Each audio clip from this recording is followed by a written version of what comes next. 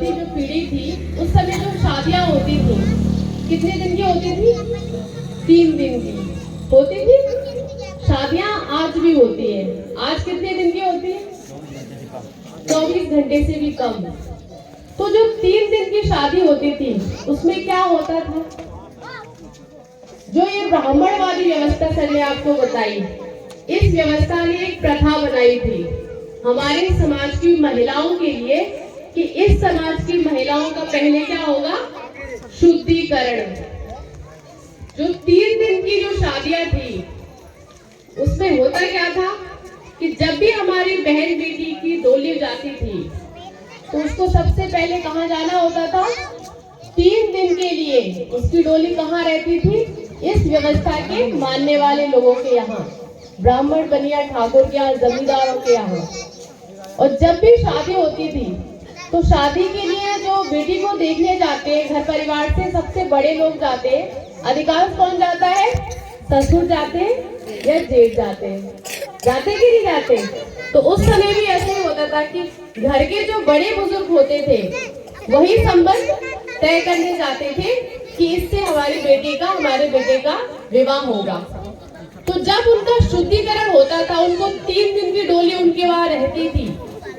3 दिन के बाद जब वो अपने घर वापस आती थी, जैसे आज भी हमारे समाज में जो शादी होती है, जब भी किसी बहन बेटी की डोली आती है, तो सबसे पहले हम उसको अपने घर में नहीं लाते हैं। लाते हैं क्या? नहीं लाते। कहाँ ले जाते हैं सबसे पहले? पड़ोसी के घर में, या जब घोड़ा होगा या दूसरी जगह होगी, वहां पे बिठाते 2-4 घंटे। सीधे कभी लेके आते, घर में प्रवेश कराते? नहीं। ये उसी का प्रतीक है कि डोली कहाँ जाएगी? 3 दिन के लिए वहां, और वहां से अपनी बेटी को, जिसकी शादी है, उसको लेकर कौन आता था वापस?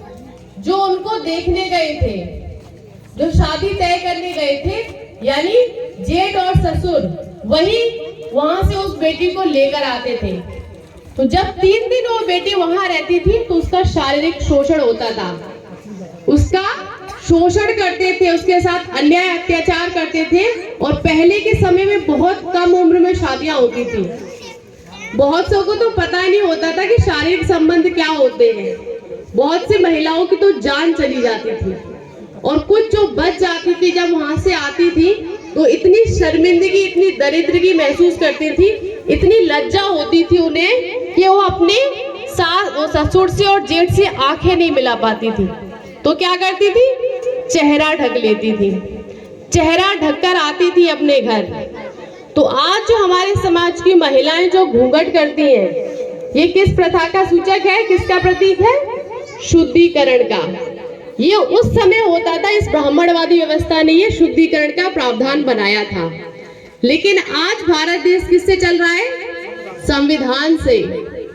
और जब कहीं भी हमारे परिवार में किसी बेटा बेटी की शादी होती है, जब हम किसी अपने बेटे के लिए किसी बेटी को देखने जाते हैं, बेटी को पसंद करने जाते हैं, तो जो घर के बड़े बुजुर्ग लोग होते हैं वही जाते हैं। जाते कि नहीं जाते? बेटी को जब वो देखते हैं, तो सामने वो घूंघट करके बैठती है कि चेहरा खोलकर? कैसे बैठती है? चेहरा खोलकर। उससे बातचीत करते हैं, पढ़ाई लिखाई के बारे में पूछते हैं, उससे गवाते हैं, चलाते हैं, सब हर प्रकार से उसको चेक करते हैं, हर प्रकार से परखते हैं। होता है ऐसा? होता है ना? फिर क्या होता है कि संबंध पक्का करना है तो गोद भराई होगी, होगी कि नहीं होगी? पूरे परिवार के सदस्य आते हैं, तब बेटी चेहरा छुपा के रखती है कि चेहरा खुला होता है, उसका खुला होता है ना? होता है। सब लोग पसंद करते हैं, स्वीकार करते हैं, आशीर्वाद देके आते हैं। और जब शादी होती है, पूरे परिवार के, अड़ोसी पड़ोसी, पूरे मोहल्ले के सब लोग जमा होते हैं। होते कि नहीं होते? बरमाला होती है, वहां बेटा और बेटी को, दूल्हा दुल्हन को, दोनों को बिठाते कि नहीं बिठाते? तब उस बेटी ने घूंघट किया होता है? नहीं किया होता ना? वहां सबको स्वीकार होती है वो बेटी, सबको अच्छी लगती है। लेकिन शादी की बात, वही बेटी जब घर में आ जाती है, तो फिर वो चेहरा खोल के अगर रखती है, तो सबसे बुरा किसको लगता है? सबसे ज्यादा ससुर को। किसको लगता है? सबसे ज्यादा बुरा लगता है सास को, उसके बाद लगता है नंद को, फिर ससुर को, जेठ को, अड़ोसी पड़ोसी सबको लगने लगता है। ये शादी क्या इतनी बुरी चीज है जो हमें इस प्रकार से गुलामी में रहने के लिए मजबूर करती है? बुरी चीज है क्या? नहीं है, बल्कि चेहरा ढक के कौन लोग रहते हैं?